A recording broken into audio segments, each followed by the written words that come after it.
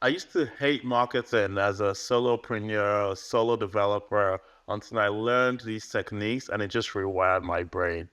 The first one is to understand what is not seen is as though it did not exist. So you need people to look at your product. If you want to build for an audience of one, that's fine. But most of us want 1,000 people, 10,000 people to use our product. And for 10,000 people to use our product, 50,000, 100,000, probably millions of people need to see it. And the only way they can see it is if you are loud about it. And that brings me to my second point. Marketing is not about being pushy, it's about showing something awesome to your best friend. So your best friend is someone that you understand, someone that you know has a particular pain point. So you just want to show what you've built to that person and they're going to love it. Or show your idea to this person knowing that they're going to love it.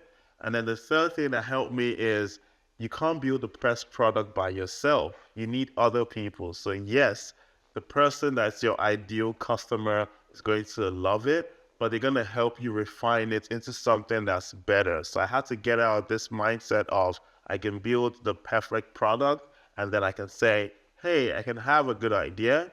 I can start talking to people that look like they would love this idea, and together we're going to shape it into something that makes everyone happy. If with these three mindset shifts, I've started to love marketing. I think you should try it too if you struggle with marketing. Remember, it's not about being pushy, being someone that creates something that resonates.